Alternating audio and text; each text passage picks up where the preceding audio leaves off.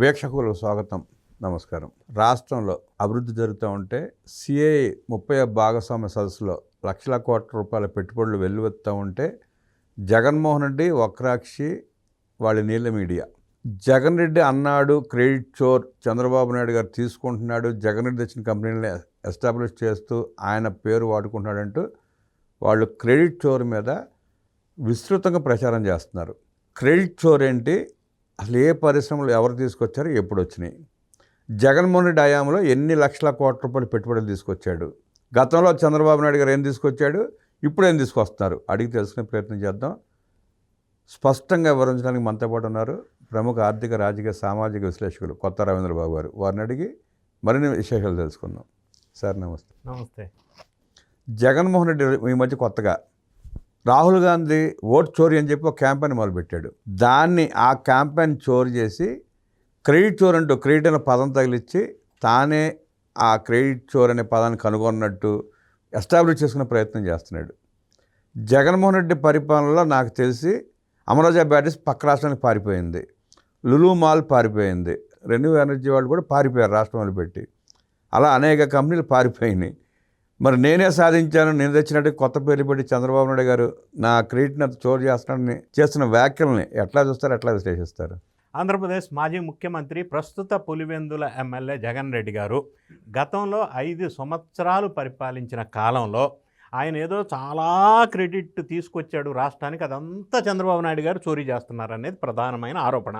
ఈ క్రెడిట్ చోరీ అనేది మీరు అన్నట్టుగా ఓటు చోరీ దగ్గర నుంచి ట్రెండింగ్ ఉంది కదట, అది ఆ ఓడింగ్ అని అది పెట్టుకున్నాడు క్రెడిట్ చోరీ అని. ఈయనకి క్రెడిట్ ఉంటే కదా చోరీ చేయడానికి అంటే ఈయనకు ఒక క్రెడిట్ ఉంది, అది ఎవరు చోరీ చేయలేరు. లిక్కర్ స్కామ్, కల్తీ మద్యం దందా, 1,32,000 మంది అనారోగ్యం కావటం, పిచ్చి మందు తాగి 32,000 మంది చనిపోవటం, ఇవన్నీ ఆయన క్రెడిట్. అయితే ఇండస్ట్రీస్ వైజ్ మనం ఆలోచిస్తే అమర్ రాజా బ్యాటరీస్ని అక్కడ ఇన్వెస్ట్మెంట్ చేయకుండా తెలంగాణ ప్రాంతంలో ఇన్వెస్ట్మెంట్ కావడానికి కారణం ఈయన ఆ క్రెడిట్ అయిందే. కియా మోటార్స్కి సంబంధించిన యాన్సిలరీ యూనిట్స్ భారీ ఎత్తున పెట్టడానికి వాళ్ళు ప్లాన్ చేస్తే ఇక్కడ లంచం ఇవ్వకపోతే పెట్టనివ్వనని అక్కడున్న ఎంపీ మాధవ్ అక్కడ వాళ్ళని హరాస్ చేసి టార్చర్ చేస్తే వాళ్ళ యాన్సిలరీ యూనిట్స్ మొత్తం చెన్నై, బెంగళూరు షిఫ్ట్ చేసుకున్నారు. ఆ క్రెడిట్ ఈయనదే. అంటే జాకీ సంస్థని తరిమి కొట్టింది ఈయనే. అంటే రకరకాల ఇండస్ట్రీస్ని రానివ్వకుండా చేసింది ఈయనే, అమరావతి డెవలప్ కాకుండా చేసింది ఈయనే, 3 రాజధానులు లేకుండా చేసింది ఈయనే. ఇవన్నీ క్రెడిట్ ఈయనవి, దాన్ని ఎవరు చోరీ చేయలేరు. విశాఖ రైల్వే జోన్ ఆపింది ఆయనే. రైల్వే జోన్కి 58 ఎకరాల పొలం 5 సంవత్సరాల కాలంలో ఆ ల్యాండ్ ఇవ్వలేకపోయారు. సార్ వాస్తవం నిజంగా 58 ఎకరాల ల్యాండ్ ఇవ్వలేని సిగ్గుమాలిన పాలన చేసిన జగన్మోహన్ రెడ్డి క్రెడిట్ మొత్తం నాకు దక్కాలని చెప్పి సిగ్గు లేకుండా చెప్పుకుంటాడు. అర్థం కావట్లేదు. మనం చెప్పినవన్నీ ఆయన క్రెడిటే, దాన్ని ఎవరు చోరీ చేయలేరు. ఇంకొక అంశం, ఉద్యోగ ఉపాధి అవకాశాలు కూడా నేనే తెచ్చా అన్నాడు. ఈయన తెచ్చిన ఉద్యోగాలు ఏంటంటే 3 లక్షల వాలంటీర్స్ ఉద్యోగాలు అని చెప్పి వాళ్ళ కార్యకర్తల ఉపాధి కల్పించాడు. నెలకు 5,000. అవును, అంటే కార్యకర్తలకు నెలకు 5,000 లంచం ఇచ్చాడు. బీటెక్, ఎంబీఏ చదువుకొని పెన్షన్ ఇచ్చాడు. 5,000 జీతంతో అది ఉద్యోగ ఉపాధి అవకాశం కిందకు వస్తుందా? ఆ క్రెడిట్ అయిందే. రెండోది, గవర్నమెంట్ ఆఫీసులు, స్కూల్కి వైఎస్ఆర్ కాంగ్రెస్ పార్టీ కలర్స్ కొట్టేశారు. 3,500 కోట్లు కోర్టు అక్షింతలు పెడితే మళ్ళీ రీపెయింట్ చేశారు. ఆ క్రెడిట్ కూడా అయిందే. ప్రభుత్వం మరి పబ్లిక్ ప్రైవేటు భూముల్లో సర్వే చేసి జగన్ రెడ్డి గారి ఫోటో ఉన్న బండలు బాతి దానికి 750 కోట్లు ఖర్చు పెట్టారు. ఆ క్రెడిట్ కూడా అయిందే. మరి రైతుల పాస్ పుస్తకాల్లో జగన్ రెడ్డి గారి బొమ్మ ముద్రించారు. ఆ క్రెడిట్ కూడా అయిందే. విద్యా వ్యవస్థను విధ్వంసం చేశారు. ఆ క్రెడిట్ కూడా అయిందే. మరి అన్ఎంప్లాయ్మెంట్ రేటు గతంలో 2.5 ఉంటే ఈయన వచ్చిన తర్వాత 5.84 పెరిగింది అన్ఎంప్లాయ్మెంట్ రేటు. ఆ క్రెడిట్ కూడా అయిందే. 10 లక్షల కోట్లు అప్పు మిగిల్చారు. ఆ క్రెడిట్ కూడా అయిందే.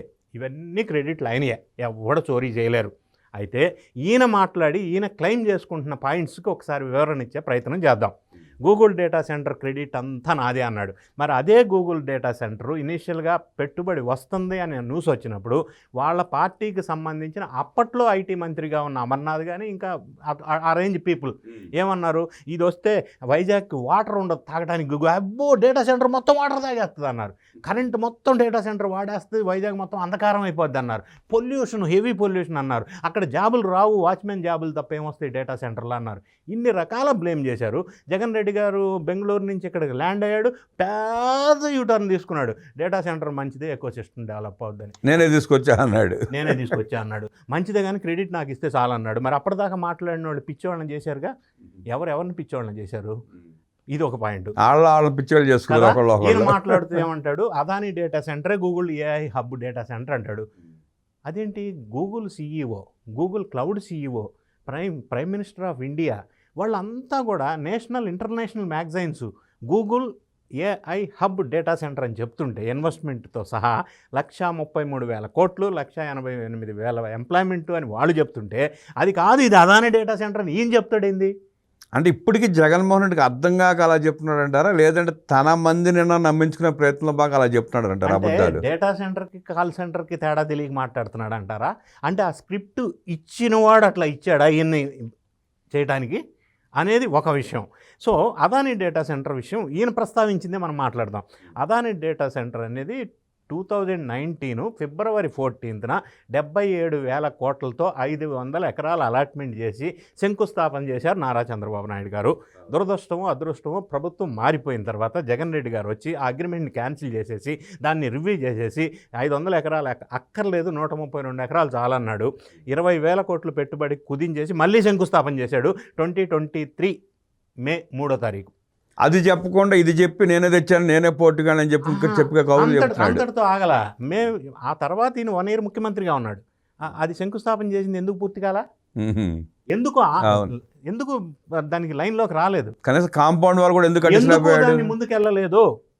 ఇప్పుడు వచ్చేసి Adani data centre Google data సెంటర్కి రెన్యూవబుల్ ఎనర్జీ సప్లై చేస్తుంది. దానికి ఈ గతంలో శంకుస్థాపన జరిగిన దానికి సంబంధం ఏంటి?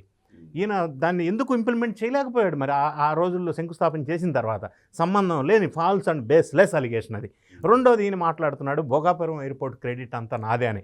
ఇదే భోగాపురం ఎయిర్పోర్టు చంద్రబాబు నాయుడు గారు ముఖ్యమంత్రిగా ఉన్నప్పుడు భూసేకరణ జరుగుతూ ఉంటే భూసేకరణ జరగడానికి వీల్లేదు, భోగాపురం ఎయిర్పోర్ట్ ఇక్కడ రావడానికి వీల్లేదు, దీనికి వైఎస్ఆర్ కాంగ్రెస్ పార్టీ పూర్తిగా వ్యతిరేకం అవును అని రైటింగ్లో అప్పట్లో ఏటుగా ఉన్న విజయసాయిరెడ్డి ఎంపీ గారు కేంద్రానికి రైటింగ్లో లెటర్ ఇచ్చాడు. రైతులు కూడా రెచ్చగొట్టాడు, భూములు ఆపేయమన్నారు, వద్దన్నారు. వైజాగ్ ఎయిర్పోర్ట్ ఉంది, ఇక్కడ అక్కర్లేదన్నారు. రైతుల్ని ల్యాండ్ అక్విజిషన్ చేయడానికి వీలు లేకుండా ఆపారు, రచ్చ చేశారు, ఎగనెస్ట్ అన్నారు. అప్పట్లో అశోక్ గజపతి రాజు గారు సెంట్రల్ ఏవియేషన్ మినిస్టర్ ఉండబట్టి వాళ్ళు అప్పటికి రెడీ చేసి ఫ్లాట్ అంతా రన్వే రెడీ వరకు చేశారు. తర్వాత వచ్చిన జగన్ రెడ్డి గారు దాన్ని ఇగ్నోర్ చేసి స్పాయిల్ చేశారు, ఎట్లాగైతే అమరావతిని చేశారో అట్లా. ఇప్పుడు అది మళ్ళీ రీస్టార్ట్ అయ్యి హంగులతో ముందుకు వస్తుంది. ప్రజలు హర్షధ్వానాలు వ్యక్తం చేస్తూ ఉంటే భోగాపురం క్రెడిట్ అంతా నాదే అంటాడు. ఈయన వద్దు అని స్పాయిల్ చేసి ఇప్పుడు భోగాపురం ఎయిర్పోర్ట్ క్రెడిట్ ఈయన ఎట్లా వస్తుంది? కియా మోటార్స్ గురించి ఈయన మాట్లాడుతున్నాడు. కియా మోటార్స్ అనేది అప్పట్లో అతి పెద్ద ఫారిన్ డైరెక్ట్ ఇన్వెస్ట్మెంట్, 16,000 కోట్లు. అప్పట్లో సంస్థ ముందుకి అనంతపురంలో రావడానికి వాళ్ళు ఫెసిలిటీ సరిగా లేదు, వాటర్ కావాలి మాకు కన్జంప్షను, ఇక్కడ వాటర్ ఫెసిలిటీ లేదంటే 1 సంవత్సర కాలం టైం తీసుకొని ఆ ప్రాంతానికి వాటర్ ఫెసిలిటీ తీసుకొచ్చి అప్పుడు ఇండస్ట్రీని ఏర్పాటు చేసి ఇప్పుడు ఈరోజు దాన్ని రూపురేఖలు మారిపోయినాయి. క్రెడిట్ అంతా చంద్రబాబు నాయుడు గారు దాన్ని ప్రతి ఒక్కరికి తెలుసు. కియా మోటార్ యాన్సిలరీ పెట్టకుండా ఆపేసి కియా మోటార్ నేనే తెచ్చాను క్రెడిట్ అని అంటే అది ఏ విధంగా సాధ్యం? క్రెడిట్ చోరీ ఎలా అవుతుంది? తర్వాత మెడికల్ కాలేజెస్ ప్రస్తావన, క్రెడిట్ అంతా 17 మెడికల్ కాలేజెస్ తెచ్చాను అని ఇప్పటికీ అదే మాట మాట్లాడుతున్నాడు. 17 మెడికల్ కాలేజెస్ అనేది సెంట్రల్ ఫండింగ్ స్కీమ్స్ ద్వారా సెంట్రల్ గవర్నమెంట్ వాళ్ళు ఇచ్చిన ఫండ్స్ ద్వారా అలాట్మెంట్ జరిగితే అందులో 5 కూడా కంప్లీట్ చేయలేక 17 మెడికల్ కాలేజీలు నేను తెచ్చానంటే అది ఎట్లా అవుతుంది? ఎక్కడ తెచ్చావు? కంప్లీట్ చేసేది ఉండే 5 సంవత్సరాల కాలం ఎందుకు కంప్లీట్ చేయలేదు? కనీసం పులివెందులు కూడా కంప్లీట్ చేయలే. ఒక్కొక్క మెడికల్ కాలేజ్ 500 కోట్లు అన్నారు, మొత్తం కలిపి 850 కోట్లు 5 సంవత్సరాలు పరిపాలించిన కాలంలో సెంట్రల్ వాళ్ళు ఫండ్స్ ఇస్తే ఎందుకు కంప్లీట్ చేయలేదు?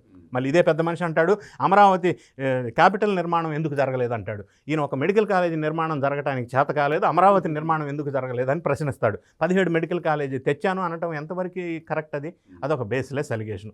అదేవిధంగా బ్రూక్ ఫండ్ అనేది ఒక సంస్థ, రెనోవ్ ఎనర్జీ అనే ఒక సంస్థ, యాక్సిస్ ఎనర్జీస్ అనే ఒక సంస్థ ఇప్పుడు నిన్న ఎంఓఈ చేసుకున్న ఎన్డీఏ ప్రభుత్వంతో. ఇప్పుడు ఏమంటాడంటే అవి 3 కూడా అప్పట్లో నేనే తెచ్చానంటాడు. అంటే ఎప్పుడు వీళ్ళు ఇండస్ట్రీ ఇన్వెస్ట్మెంట్ వస్తుందో అదన్నీ నేనే తెచ్చా అంటాడు. అంటే మానసిక స్థితి అలా అనిపిస్తుంది ఆయనకి. ఎందుకంటే ఈ 3 సంస్థలు ఏదైతే ఇప్పుడు మనం ప్రస్తావించుకున్నామో అవి ఒకవేళ ఆయన తెచ్చి ఉంటే అంటే మళ్ళీ ఫ్రెష్గా ఎందుకు స్టార్ట్ చేస్తారు?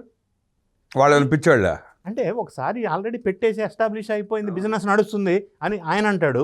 ఇప్పుడు ఫ్రెష్గా ఎంఓఏ తీసుకుంటున్నాం, మేము స్టార్ట్ చేస్తామని వాళ్ళు అంటారు. ఏది కరెక్ట్? అంటే ఒక బేస్లెస్ అలిగేషన్ చేసి అబద్ధాన్ని 10 సార్లు ప్రజల్లోకి ఇంజెక్ట్ చేసే ప్రయత్నం చేస్తూ ఉంటే ఎక్కడ క్రెడిట్ చోరీ అయింది?